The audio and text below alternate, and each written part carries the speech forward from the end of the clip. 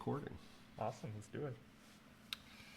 All right, Mr. Rabbit Hole, how's it going, man? It is going well, Mr. Good to see Penny. you. Can you see my hand with I your can. mask Oh, on? there we go. All right, we'll shake. We'll shake. Yep.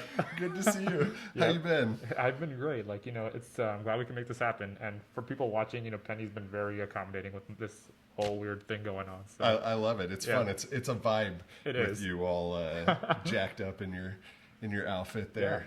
we'll make it happen. We got to keep you safe. You're revealing so much truth for the masses here in America fighting the anti-woke agenda. So I want to thank you for that. Congratulations on the big win. Trump is our president now. What do you think about that? Yeah, I think the main investment from my end on with Trump's victory is that he is more likely to pass anti-woke legislation than Kamala Harris ever would have been, right? Because when we talk about issues like affirmative action, when we talk about issues like disparate impact, with Trump in office, there's a real chance of these things getting addressed properly. Versus, I don't think it would have been possible if the other side had won. So I'm more optimistic than I would have been if the other outcome had occurred. If you could pick any single point for Donald Trump to focus on in the upcoming weeks or months after he gets inaugurated, something to address, like, I don't know, whatever you consider the worst woke problem, where would you start? I would say when we look at like what wokeness is, like at the core, it's this idea that if a disparity exists, it must be a sign of some underlying discrimination. But a lot of times, a disparity is there for many other reasons. Like, for example, Asians are very overrepresented in colleges, but why is that? It's because on average, Asians study more than other groups do. So, just to make the point that disparities don't necessarily mean discrimination. So I think that core point needs to be made and kept in mind for anybody who's opposing wokeness, like, because that's really the core confusion of woke ideology, right? So for President Trump, like, I think there's many things that he can do. Like, some things are harder or easier than others. But I think one thing that he could do, like, fairly early on, is overturn some executive orders that have been around since I think the Johnson administration that essentially mandate affirmative action, in government and with government contractors, which is just a way to say race preferences, demographic preferences, right? So if he just overturns those executive orders, that would be an early victory that we could clinch going into his administration. And then I think the larger issue, or perhaps a more challenging issue, is disparate impact, right, which exists as a result of a bad Supreme Court ruling. So, and I'm not exactly sure how easy that would be to tackle, but I think going after disparate impact in any meaningful way would help a lot. So what exactly does disparate impact mean? Yeah, so disparate impact is this sort of legal framework, right, like, or legal lens, where if a disparity exists, it can be argued to imply that that disparity is a result of discrimination, but that's not always the case, right? So that's where the example with Asians came in, right? Like, Asians being overrepresented isn't a proof of other groups facing discrimination. It's a proof of, what it really is that Asians study more on average. So that's why they're going to be represented more in universities, right? So even in the corporate sector, like, if Group A is represented more than Group B, it's not really because one group is being discriminated against. It's because those groups probably have different behaviors on average, right? And one case that that I think comes up a lot is the gender wage gap, right? So the point often gets made in popular circles that women make like 75 to 80 cents for every dollar a man makes, but once you control for things like occupational choice, once you control for things like the number of hours they work, job risk, because men tend to work riskier jobs with higher death tolls, the wage gap often closes and sometimes even reverses. So, there's this site called PayScale that has both metrics available. So I believe the uncontrolled wage gap is about 78 cents to the dollar, while the controlled wage gap, which considers some of these factors, closes down to 99 cents per dollar. Wow.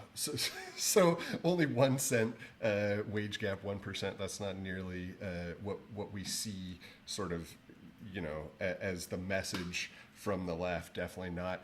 Where do you think we went wrong? Because I think most people can agree that equal opportunity is like a great thing, right? It's almost as if America was founded on the principles of equal opportunity. But at some point, we got mixed up and it switched from equal opportunity to potentially aiming for equal outcomes, right?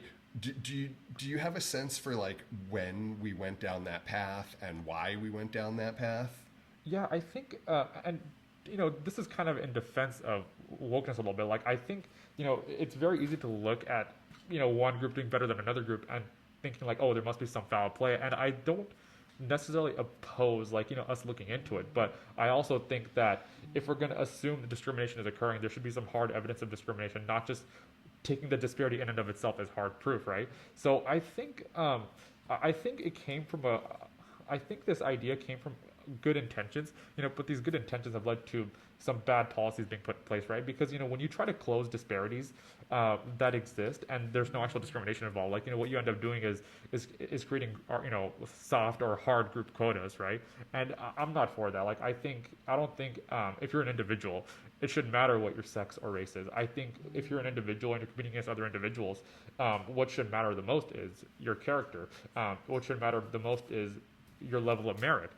In other words, like, I believe, if you're applying for a job, the best candidate should get the job. If you're applying for university, the best candidate should get into university. I don't think we should be looking at achieving group parity. I think what we should be doing is trying to maximize fairness at the individual level.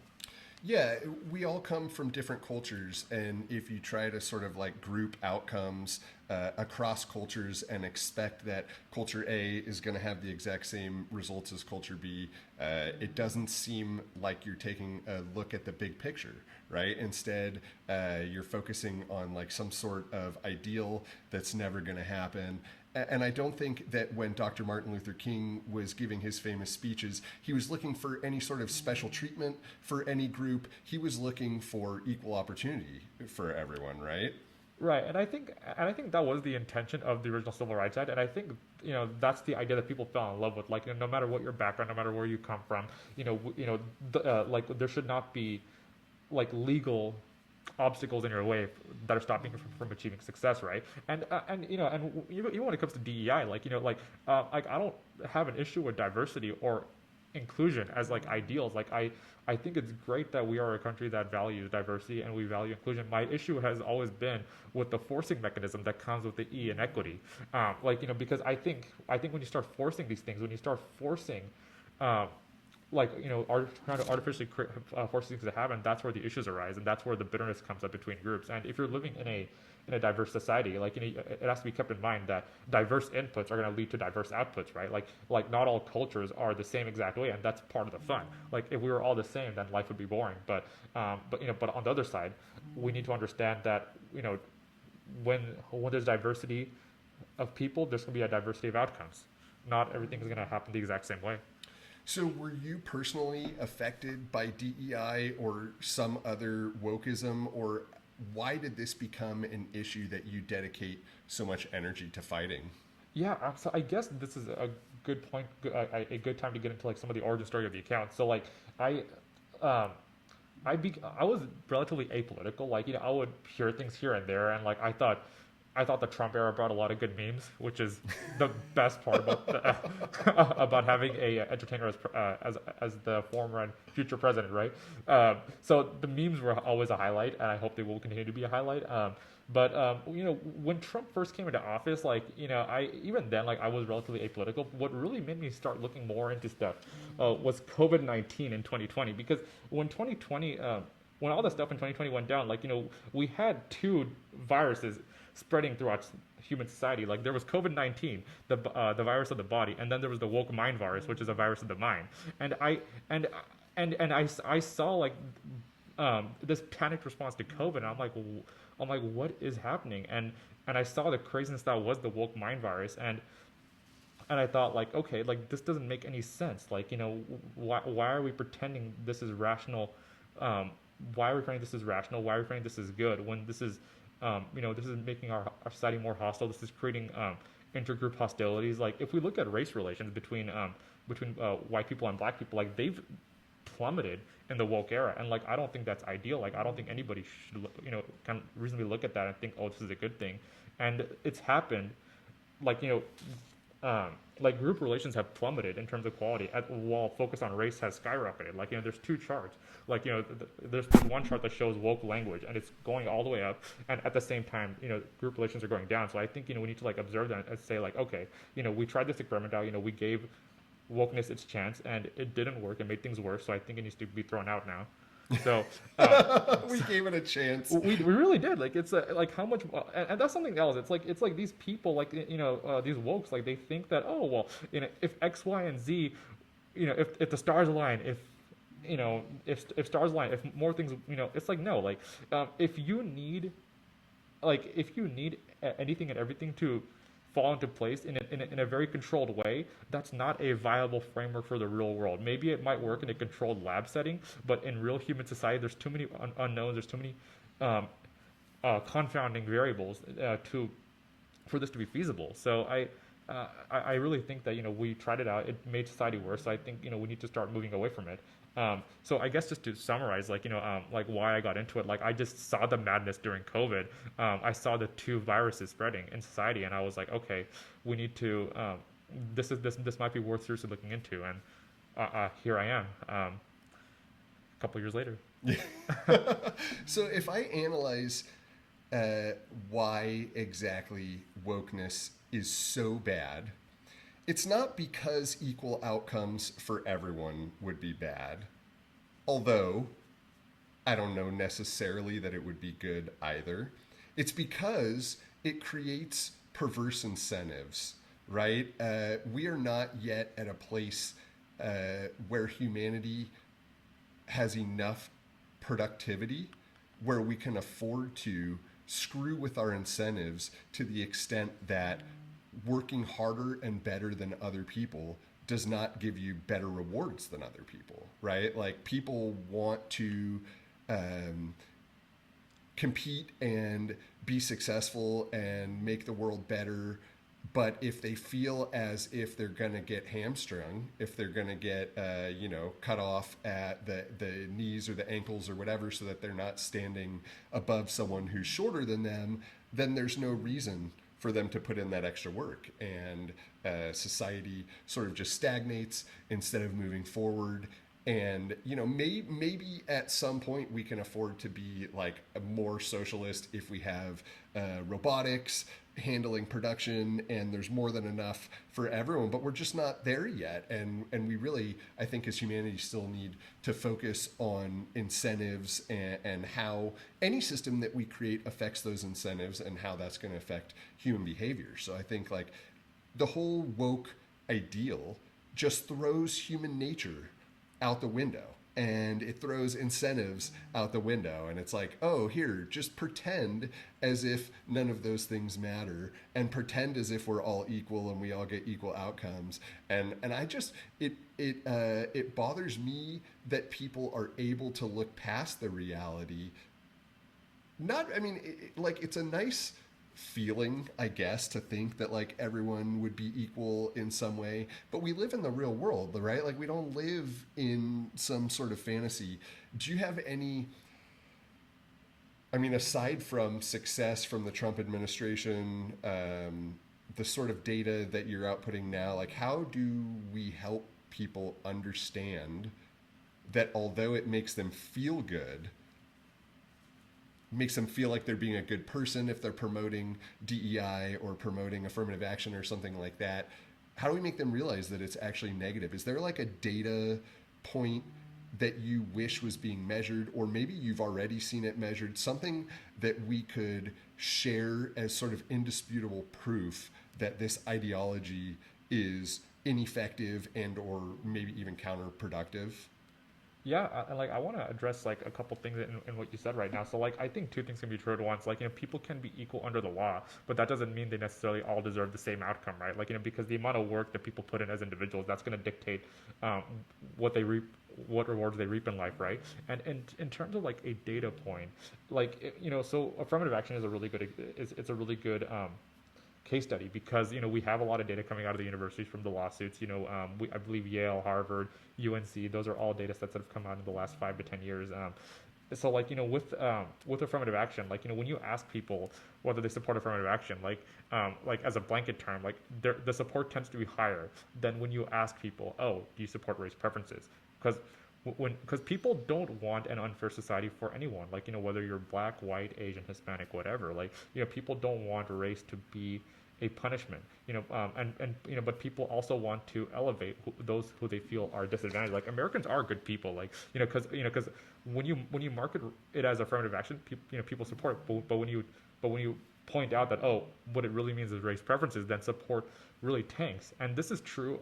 Like, I think it was a New York Times poll that I saw. Like, when people were told like about when people were asked if they support race preferences in universities, like, the majority across Democrats, Independents, Republicans all said no, because it's a clash of ideals. Like, do we want to be a society that values character over skin color, or the inverse? And I think the answer for Americans has been clear since MLK. We are a society that wants to value character and merit over skin color. So I assume at many points in your journey, you've been accused of being sexist and or racist. What is your response to that? Prove it. Like, it's Hitchens' razor. Like, that which is asserted without evidence can be dismissed without evidence. So either prove it or screw off. Right. I mean, like, we know that you're not racist, but I think like too many people probably dismiss your account and or the data that you present immediately, like before they even give it a chance, because it's comparing male versus female, or it's comparing, Asian versus black, or whatever, data that you're presenting that is an argument against wokeism. Before they even get a chance to look at it, I have a feeling that a lot of people are judging you. Have you done any work to try to get past that? Do you think, I mean, aside from just saying prove it, that there's like value in considering it from that angle? No, I think I get where you're coming from, and like, it's one of the reasons why I value anonymity, because like, I don't, because like, unfortunately, like, especially during peak wokeness, like, there was this mindset that you have to be of a certain group to have an opinion on certain things, right? It's like the abortion issue, like, no uterus, no opinion. And it's like, well, even if you're not a woman, even if you don't have a uterus, you can still have valid opinions on abortion. Like, I think what we should be considering when choosing our information sources is are they saying smart things or dumb things? And if I'm saying no, really, like, and if I'm saying dumb things, like, people should find someone better. But I think I've proven my merit, because as an anonymous person, like, I haven't leveraged my identity or anything, and I've gotten to where I am. So I hope that helps a little bit. And like, in terms of like, how willing people are to like listen to this stuff, like, I think it's just very uncomfortable for Americans to look at group disparities, generally speaking, and it's because, like, for a long time, it's been drilled into people's heads that if they notice disparities, like, that they're the bad guys, and I don't think that's sustainable long term, because at the end of the day, reality has an anti-woke bias. Like, whether you recognize the disparities or not, those disparities are going to continue to exist. And what I would really urge people to consider is, how can you solve a problem if you aren't looking at it honestly? That's a great sort of segue into the importance of X and the importance of freedom of speech. Did you ever get censored on other platforms? Was X sort of like your initial foray in social media? Do you have a history, of being censored, I guess, is what the question is. I've been very fortunate. So like, I started my social media career on old Twitter, like, but it was old Twitter 6 months before Elon bought it, and like, it was shortly after he announced his desire to acquire the websites. Because and before then, like, I had been a lurker on Twitter since 2020. Like, so for a couple of years, I was just lurking, just observing the discourse, just seeing what was going on, and just getting a feel for it, right? And like, I had a feeling that if I made an account and tried to discuss the stuff that I discussed, like, it would result in a ban. And like, I know many people who were banned under old Twitter that no longer aren't. I/O is a good example. All this account would do is post FBI crime data, and they would get banned and throttled to no, like, very obnoxiously, right, by the old Twitter regime. So like, so when Elon said he was going to acquire the website, I thought, okay, this is a man who is at least claiming that he values free speech. So I'll give this a shot. And also, like, I didn't know that my account was going to blow up. Like, I had hopes. Like, I thought maybe with like 5 years of consistency and discipline, I could hit maybe 100K. But I ended my first year with about, I think it was 80,000 followers. My second year was about 480. and I crossed 800,000 just today. So thank Congratulations. you. It's 800,000 people. That's crazy. it is like, and all for a random bunny account. Like I don't know what I did to deserve this, but generally thank you everyone for What giving this a chance. what was your first viral post? My first viral post was still one of my favorites. So like I'll share two things. Like my very first tweet was in opposition to affirmative action and race preferences. Got like no likes because I had no followers at the time. But so and then I started being a reply guy in intellectual dark web circles. So like I would respond a lot. I would respond to people like Wilfred Riley, Colin Wright, um, that crowd, right? So like I was a reply guy in Wilfred Riley sections, and he followed me at some point, and then shortly after on my main timeline, I made a post pointing out that hey, you know, the vast majority of Americans support interracial marriage, and this wasn't always the case. Like it's like 94%. That's beyond a supermajority. Like that's a great sign of progress. And Wilfred shared that on his end, and like it got like I think around 500,000 views, and that was like my first kind of sort of hint that like oh whatever I'm doing might have broader appeal, so maybe I should stick with it and just see what happens. And then I just kept navigating the discourse, and um, I guess I'm here. When you started, did you ever think you'd be making money? Um, it's one of those things where like it's always nice to think about, but like when you think like realistically, you're like, oh, there's no way I'm ever gonna make a like actual money off this stuff, right? And then now it's been decent. Like I'm very grateful to the X platform for um, for helping me at least have some cushion if things ever go south in my in my personal life. In your main career. So how is it doing both, a full time job and what seems like doing full time X as well? Yeah, it's busy. I have days where I'm like, man, this is a lot, and and I think like, okay, maybe I should just trade one for the other.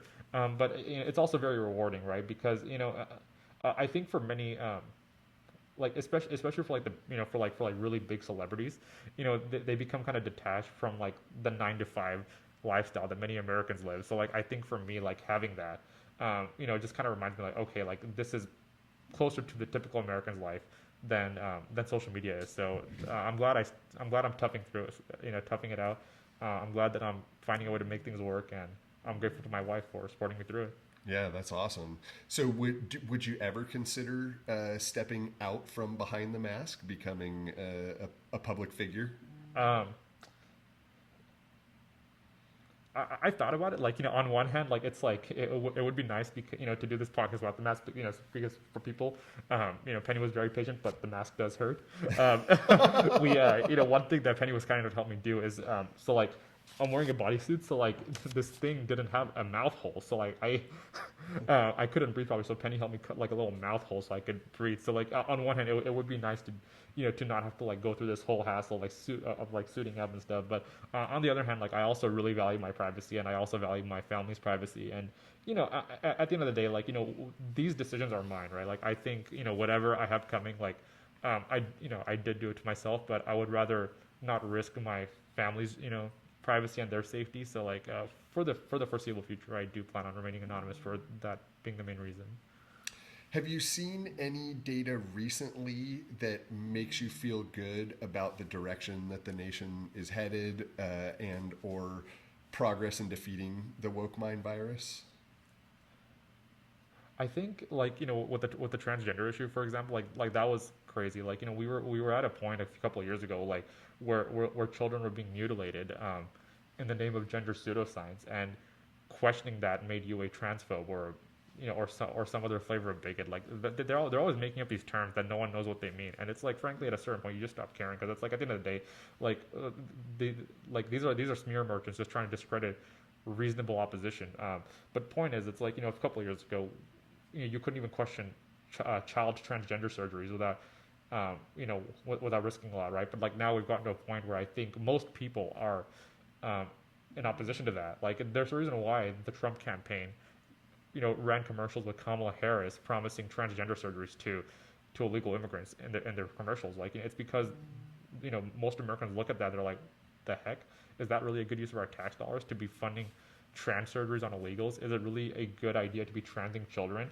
When studies indicate there's a high detransition rate, like I've seen detransition rate numbers fluctuate between 60 and 90% for children. So, so the idea that on a feeling we're supposed to inflict irreversible harm on kids is just insane to me. And I'm glad that it seems like society has, and broader sentiment seems to be turning against that. So I think that's one good indicator. And I think, on the race side, like, BLM was untouchable in 2020, but even their approval ratings have tanked. Like, like that movement was a grift, and people should know that it was a grift, and that's why their approval ratings are below 50% now.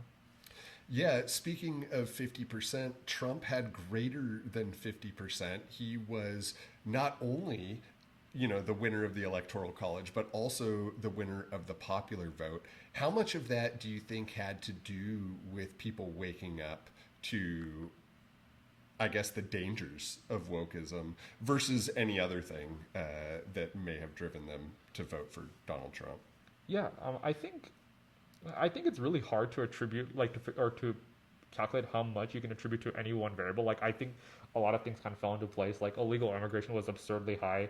The economy, people had mixed feelings about the economy. The BLM riots were terrible for the national soul.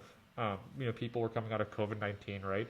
So I think a lot of factors, like, kind of came together and pointed to and kind of laid the groundwork for Trump's comeback, right? I did see a funny study, like, I don't remember, I have to look at it more deeply, but like, I think if memory serves, like, when I read it last week, it sounds like when politicians refer to Hispanics as Latinx, it costs them Hispanic support. So, like, because Democrats were using Latinx, like, I think that might be one reason why Trump got so much of the Hispanic vote this time. So it's and okay, and it's ironic that they do this because these are people, like, who talk about or these are people who complain about colonization, but here they are colonizing the Spanish language. So I mean, I can imagine why the Latinxes were irritated by this. Yeah, I would imagine, sort of anytime you get grouped into something that you don't personally identify as, that's not going to be good, right? And, people have identities in their specific countries and cultures, and yeah, Latinx seems like almost, I don't know, condescending, maybe? Anyway, not a label that I would be proud of either if I had a specific heritage or The way that I culture. think about it is Latinos vote Republican, the Latinxes vote Democrat. I think that's the split. What about, okay, so from my point of view, if we're going to solve this long term, a huge part of it has to be addressing public education. I've seen you share charts about the usage of woke terminology within, textbooks and within education. How do we turn that around? Is there a way in which we can stop indoctrinating in our universities and in our schools? Do you think that Trump abolishing the Department of Education is the right step in that direction? Or, like, where do you see, I guess, the ground up approach headed over the next few years? Sure. So, like, I'm gonna answer, like, a question that's kind of related and then lead into this. So, like, I think under Trump, we're gonna see cultural wokeness go up, but if Trump and his administration play their cards right, they can deal a heavy blow against institutional wokeness, right? And the reason I think this is since they have the Supreme Court, they have Congress, they have the presidency, they could pass legislation that undermines things like disparate impact. They could tear apart the affirmative action, demographic engineering, that whole complex, right? But culturally, I think Trump's existence, something about him, just provokes this panicked response from entertainment elites, right? Like, we saw the Avengers assemble, to stop him from winning the election, and it's like, and it's just cringy, but like, but these people, something about Trump does provoke that antibody response, and like, so I think for a few years, like, we will see a rise in cultural wokeness, but in the long term, if they address institutional wokeness, it'll be a net positive for the nation, right? So going back to the main question of what can be done at the university level. Like I think I like when you discuss wokeness, like it's just a dumb ideology. Like it doesn't stand on its own 2 feet very well. The only way for something so frankly so stupid to survive is if no one's allowed to challenge it, and that's why as soon as X allowed free speech, or at least more open discourse, woke ideology started to take L after L. So I think one thing that we really have to strive for is reintroducing open discourse and free speech culture on our college campuses, because when woke ideology is allowed to be called out, it loses. Like it cannot win in a fair fight, which is why they cling to every little bit of bureaucratic power they can to use the bureaucracy to silence and shut you up. Have we seen at all any reduction in use of those woke terms since the Overton window has opened, or does that sort of fall into the same category that you're talking about, where you think we're going to see an increase before we see it settle down? Yeah, I think I'm trying to remember Rosado's charts. Like I think there has been like a decline since peak cultural wokeness in the early 2020s. Like I think it has gone down a little bit. Like I think we are past peak cultural wokeness. Like I don't know um, if it'll keep going down. And like my my gut feeling says that it might go up. In the presence of a second Trump presidency. But it's we won't know until we know, right? Right.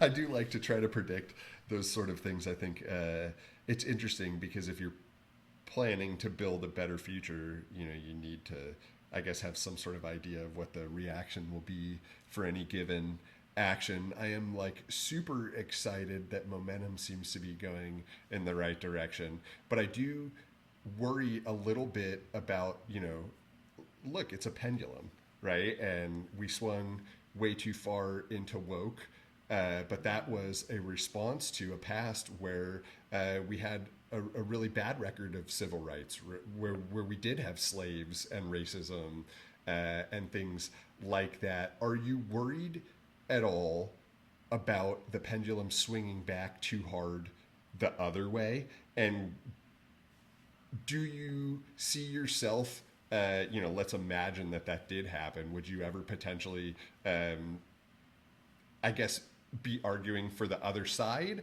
Or do you consider yourself, right wing or Republican? Or talk to me a little bit about that. Yeah, I mean, people can label me whatever they want. Like, I personally feel that I'm relatively close to the center. Like, but my values haven't changed that much in my life. Like, I've always valued free speech. I've always valued colorblindness. I've always valued meritocracy. And I think what has changed, and maybe I'm wrong, is that the party that used to support these values was the Democrats, and then recently, at least since 2020, when I started paying more attention, like it feels like the Republicans are, like I feel like they're closer to championing these values than the Democrats are now, which is why I've been more critical of the Democrats. And like I'm not necessarily critical of the Democrats because I want them to lose. Like I'm critical of them because I hope they listen, and change some of these crazy stances that they have. Because I think I don't like that. I don't like the two-party system, but it's what we have. So like I would rather Americans that Democrats get their act together, so Americans have two better choices versus, what we have right now, and yeah, and I mean in terms of like whether the pendulum might swing too hard in the other direction, like personally I don't think so. Like the interracial marriage stat is like it's a good metric because like it shows that most Americans are okay with marrying people of another race, like or they're at least okay with witnessing interracial marriages. And there's another stat that asks like, oh, are you comfortable being neighbors with a member of a different race? And that one also has like around 95% approval.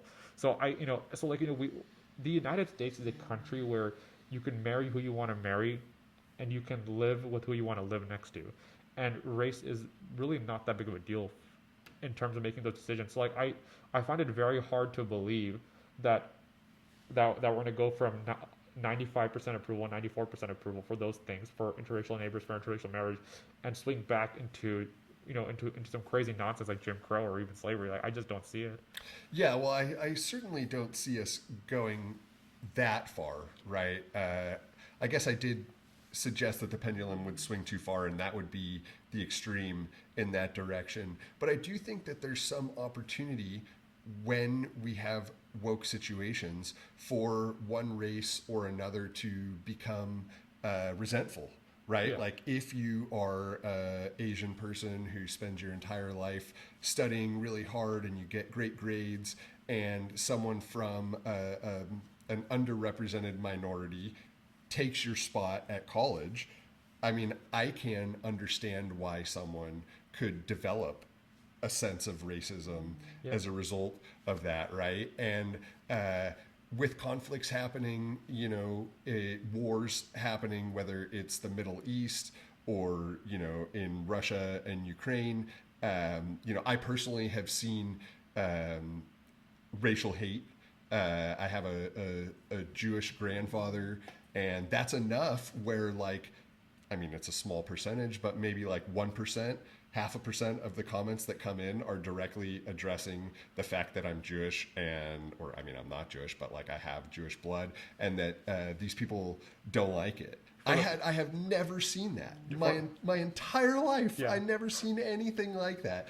I didn't think that it was possible to see anything like that. And part of it could be that, like, in the real world that doesn't happen, and now I'm so immersed in social media, and like instead of interacting with dozens or at most maybe hundreds of people in a day, I'm interacting with potentially thousands, and eventually you're going to get the bad apples.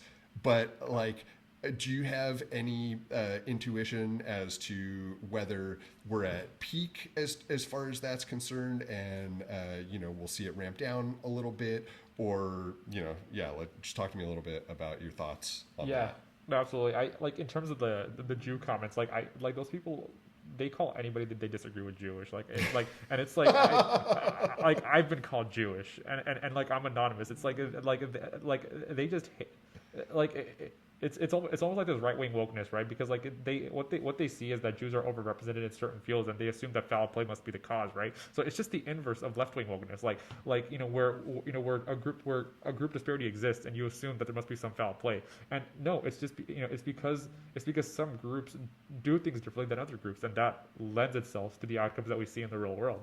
And so I mean, I'm not a fan of that, and like I think it's the law of large numbers, right? Like given a big enough population size, there's going to be, like you said, some bad apples. And I think that's something that we just have to live with as humans. Like, I don't see a way to really, for example, use government as an enforcer against bad speech without it censoring good speech as well. Like, good speech always gets caught in the crossfires. Like, even with old Twitter, like, I'm sure they had great intentions, and their goal was to stomp out hate. But in the process of stomping out hate, they banned more rational people, like Jordan Peterson was banned, and he's I don't, and I saw what, and I think he got banned for making a tweet that was so quote unquote transparent because he misgendered, was it Elliot Page, and that's not a reason to ban someone. I'm sorry, but like, it's not.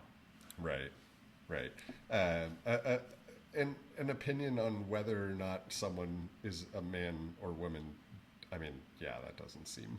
It's not like bannable. It's not like, and it's compelled speech, because it's like, look, like I'm like, if you have this mental illness, like on a human level, I certainly empathize. Like, I really do hope like you find peace in your own way, but that doesn't give you the right to tell others how they view the world. Like, you can't compel others to affirm your beliefs. Like, like, you have to find peace in yourself. Like, that's not going to come from other people. Like, it's a situation where it almost feels like they're seeking external validation when the problem is internal. Like, there are some things where you have to work things out in yourself, and no amount of external validation will fix the issue until you fix it yourself.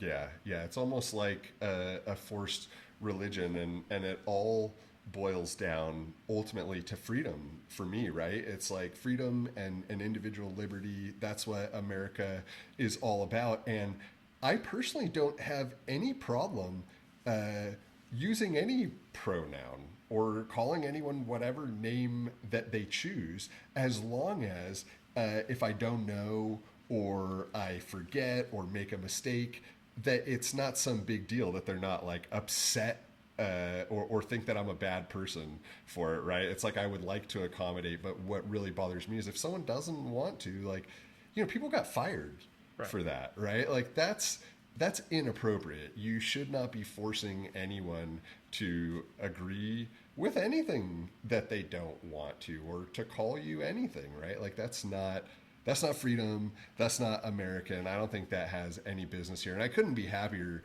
that it feels like as a nation we are rejecting that, flushing it down the toilet, so to speak. Are you aware of how is the rest of the world, sort of dealing with wokeness? Are they ahead of us? Are they behind us? Do you know anything about that?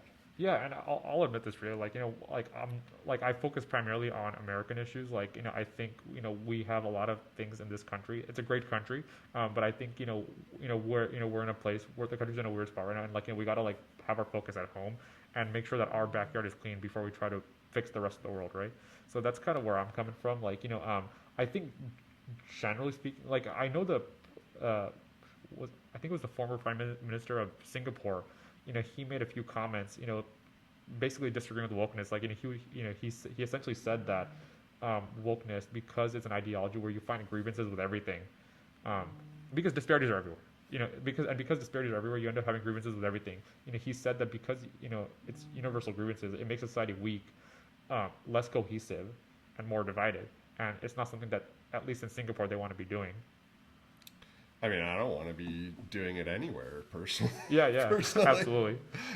dividing sucks, and falsehoods suck, and pretending sucks. I wish people would just sort of face the reality of what it is that we're dealing with here, and face problems head on, instead of trying to like create some fake system where we pretend that things are not as they are. Right? It's like if Asian people do more homework and they get higher SAT scores, well then, like, okay, cool, then they should get accepted into colleges more than other people. I just don't understand how anyone would argue against that. Like, why is it that because they're part of some group that they should be treated differently than anyone else that works that Yeah. hard? And it's very infantilizing, right? Like, it's the bigotry of low expectations. Like, like these people, like, when they argue against merit, when they argue in favor of lowering standards, like, it just shows how low they think of certain groups, right? And that's my thing. Like, like when you have a boogeyman like racism and sexism, like, you're sacrificing individual control. You're distracting people from what is in their hands to something that I frankly think is a fake issue. And it's out of everyone's control because it doesn't exist. Like, and I saw this chart from Skeptic Research Center, like, and this is something that I've always had some intuition on, but like it was nice to see it kind of confirmed. Like, the more people trust legacy media, the more likely they are to think that racism and sexism are serious issues in society. And it's like, by what metric? Right? Like, if you're a woman who believes in the gender wage gap, like, it's like, no, like, that wage gap disappears when you control for behavioral decisions, right? When you control for occupational choice and the number of hours you work. And like, that's a good thing. Like, you should know what these variables are, so that way, if you want to make more money as a woman, you know what you know what variables to focus on. Like, but what isn't helpful is to say, like, there's this vague sexism boogeyman, and and it's demoralizing for women. Like, there's a lot of women who think that there's no hope for success for them in this country because of sexism, and that's just wrong. Like, Asian women make more than white males, for in the context of full time median salaries. Yeah, it is wild, the misperceptions that people have, and it almost feels like there is, like, woke is a anti-success agenda, right? It's like, oh, you're too rich, or you're too smart, or you're too something, and we need to limit you so that other people can catch up, right? Like, I'm bothered when billionaires are attacked just as much as any other group, because there's good billionaires and there's bad billionaires, and there's good businesses and bad businesses, and good white people and bad white people, Yep. and the same in every race. And I really, individual liberty, right? Like, I'll Right. just keep going back to that. It's like, judge me not by what my dad did or what my ancestors did. How about what I did? Yeah. And I don't understand how more people don't get that. Yeah, and I think it's because like at some level, identity politics is a proxy for ideology, right? It's like rather than focusing on like ideological differences, which might be harder to argue for or against, like they say like, oh, there's white privilege, so if you're black, you don't have that. So, like stroking a group hostilities, it's politically easy, but it's not the right thing to do. And I think the more politicians stay away from that, the better we'll be off as a country. Would you ever? I mean, obviously you're anonymous, and it seems like you're probably going to stay anonymous. But would you ever get into politics? Not necessarily as the rabbit hole, but as your personal identity. Um, I I think in my case, like I like what I'm doing, and like politics just seems like it's a nasty game, right? Like I'm not the I'm not the biggest fan of it, but like but that being said, like if someone reaches out to me and asks me for my opinion on what can be done about certain issues, like I'm happy to give it, like I'm happy to advise, and and if an opportunity comes knocking, like I'm willing to consider it, when I hear that question, like my inclination is to just focus on what I'm doing right now, like makes me happy, and I hope I'm doing some good in the world. Without getting into anything that will give away your identity, like who is the rabbit hole and what do you do outside of X? Yeah. Well, I I'll just give a couple of high levels. Like I'm happily married. I try to I have a healthy social life. I try to hang out with my friends. You know, go on dates. Um, I have a 9 to 5 job that keeps me busy and you know keeps my head in the game. Um, and like as hobbies, like I like to go to the gym, just keep myself physically active. Like I think a lot of mental issues that we have in society are because people aren't physically active, and like it's because um, you know it's great that we have all this innovation, but I think people are becoming separated from the real world, and it's good to step out and touch grass, as Elon said, and just get some fresh air. Like so just food for thought for everyone. Like going to the gym for me helps a lot with my mental, so like I try to do that a good amount. Here and there I'll go on runs or hikes. I as hobbies, I grew up like like really enjoying anime. So like Dragon Ball Z is always gonna be in my heart. Like I love it. Seeing Goku battle Frieza on the dying planet Namek, that's never gonna stop being epic. So like and I still rewatch those scenes time to time. So um, a little vague, but I hope that is somewhat of a decent response. Yeah, that's fun. I think people will like to get to know you, the man behind the rabbit a little bit. How did you grow up? Were you like a poor kid or a rich kid, or what can you say about that?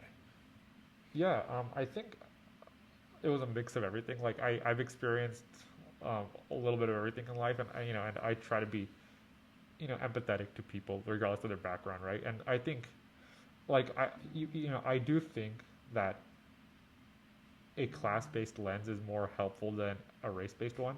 Um, but even there, like I would try to be a little bit careful about dividing people based on how much money they make, right? Because because assuming that foul play is happening when it may or may not be, like I think just that hasty assumption is not healthy.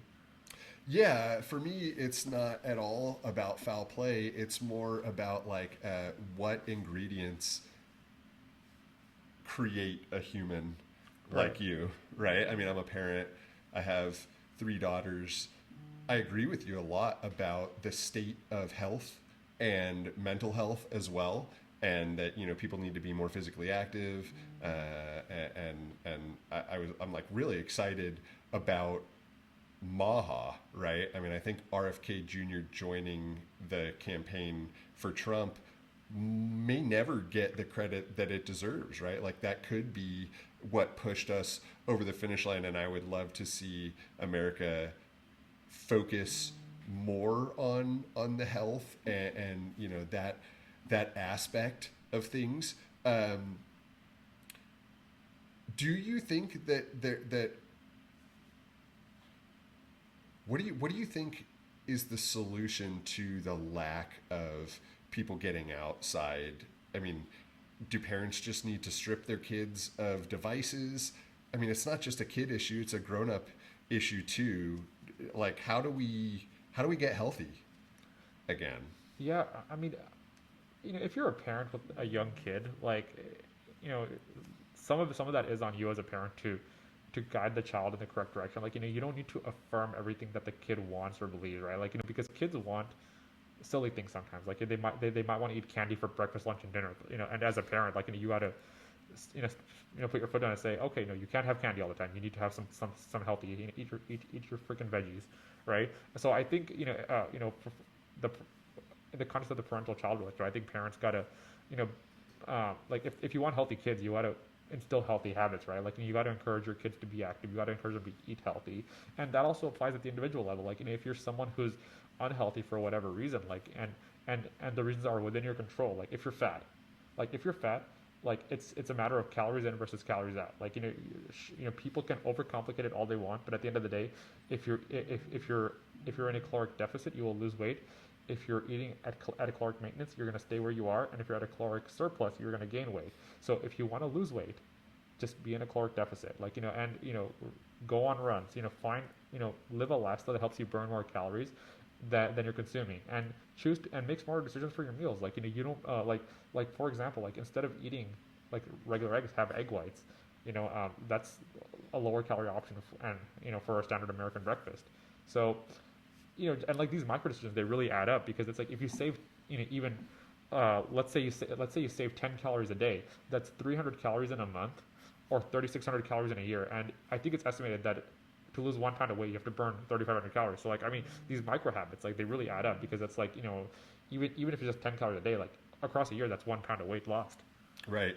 Do you think that there's any correlation between a woke mindset and being unhealthy? It seems to me as if everything that you described requires work. It requires the getting rid of any excuses that you had and focusing on the actions that are required to get the results that you want, right? And that seems almost like anti woke. And I wonder if it's related, right? Like I wonder if everyone got out and did the things that you said and they got more healthy, if it would also change. I mean, I know it would change our mental health, and I gotta think that healthy people are more likely to make unwoke decisions, right? And I think it's actually probably reflected in some of the charts that you've posted. I think I've seen that like liberal women in certain age groups have like really high prescriptions to mental health medications, and they probably also lean much more liberal. Do you think health and wokeism are related? I think like it comes down to personal accountability. So like I think it's in psychology that there's these concepts of an internal locus of control versus an external locus of control, right? So like if you have an external locus, like you try to attribute what happens to you on external factors, while if you have an internal locus, you try to figure out like what you did factors into your life and your outcomes, right? So just on a hunch, like I would assume that people who buy into the woke mind virus, like they have external locuses, like they meaning they tend to blame other things for their problems, and they don't really think as much on what they can personally do to make their lives better. And I think that's counterproductive, because at the end of the day, like you can't just sit around forever, like waiting for someone else to help you, like because that's not a guarantee. Like and it's not in your control. Like what is in your control is what you choose to do day to day. So I think like if you are woke, like and my 10 cents would be like is try to reframe your perspective and focus on the things that are within your reach, within your control, and just find like small ways to make tangible changes. Like focus on things within your control, and like over time, like these micro decisions, they add up. So I'm fairly confident that it'll make your life better. So 800,000 followers today, that's obviously a huge milestone. I assume 1 million is a goal of yours. What other goals do you have for like the short, medium, and long term? And I'd love if you'd answer that both from the perspective of your account milestones and things that you'd like to accomplish, but also if there's anything that you're looking forward to in your personal life. I think that would be interesting as well. Yeah, I mean, it's like I was saying in the earlier in our conversation. Like when I started the rabbit hole, like uh, I didn't know what I was getting myself into. Like like I thought like okay, like if things go well, maybe with like 5 years, if I might hit 100K, and like the account's growth rate has surpassed my wildest beliefs. Like because it's you know like just this year alone, I had in the last 1 year, my account generated 3.5 billion impressions, which is it's just crazy to think about as like a regular person. Like because I had like I didn't have any connections before I made the X account. Like I didn't know Elon before. Like he discovered me when I was reply guying to him, and then you know by some stroke of luck, um, maybe it was God's grace. Like he we vibed, and he started patronizing my page and supporting my work. Just through our public interactions, right? And and I've and like more and more people saw what I was doing and they liked my posting style, and that's how I got to where I am. And so I mean, in terms of like future goals, I mean, hitting a million might be nice, but I want to, I'm honestly just grateful for the audience that I have, and and I hope that, and I hope to continue to earn their loyalty and their trust. So like, there must be an impact that you're shooting for. Do you have like a reason that you get up and you post every day? I mean, it's a lot of work, right? Like I don't have a full-time job. I I do have three daughters, and they keep me busy, but half the time they're with their mom. And still, though, it's like not easy at all for me to find the time, and the energy to wake up early and post, to stay up late and post, to post on lunch breaks and every other break, every other minute that you take yourself away from your wife or your full time job. Something must be energizing you, some sort of goal to like put forth that kind of effort. And I'd just love to hear like what is that for you? Yeah, like I think for me, I see where we are with technology, right? Like with the internet, and like I see the potential for greater human freedom than we've ever experienced in our history. And but I also see the risk of extreme authoritarian control. And I guess what gets me up is a desire to do my part to ensure that our children, they inherit a future with more freedoms that controls, right? Like I want to preserve values of free speech. I want to preserve values of meritocracy, of colorblindness, um, the right to bear arms, of self-defense, of privacy. So, so when our children inherit this earth, we leave them something better than when we found it. And when I see these ideals that I value under attack, uh, like, I like there's articles being published by legacy media saying like, oh, the Constitution is dangerous, free speech is killing us, and like that's just so alarming to me.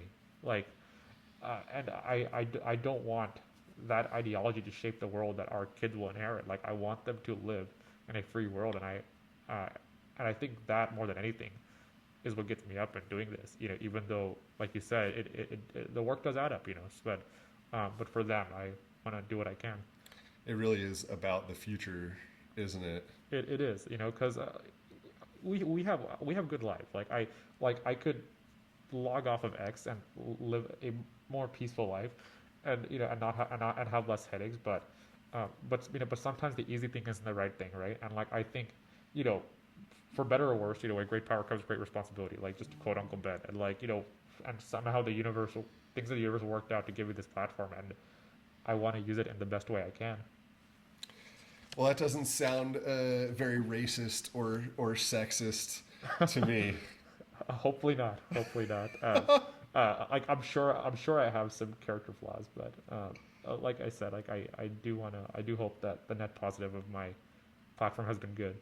Yeah, and I think it has, and I think it's interesting though, that from the wrong point of view, you could easily be judged as like I don't know, a mean a mean person or a judgmental person or a racist or evil or sexist person. And it's so silly because you seem like such a down-to-earth, nice guy. So Thank you. definitely my pleasure sitting down with you today. And thanks for all the work that you're putting in to create a better future. I can't imagine 3.5 billion impressions. I'm always like when I reached 100,000 followers, I try to picture them sitting in a football stadium, right? And I realize now at 109,000, whatever I have, there's only 2 stadiums left in the world that are bigger than how many followers I have. There's only 2 in the world that can fit 110,000 people.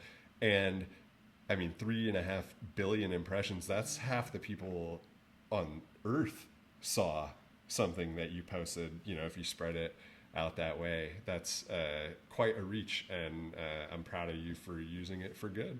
Thank you. Right on. It was a pleasure speaking with you today, and thanks for coming to my house, Rabbit Hole. And I'm sure we'll do one of these again soon, maybe when you reach 1 million, or heck, maybe even 2 million.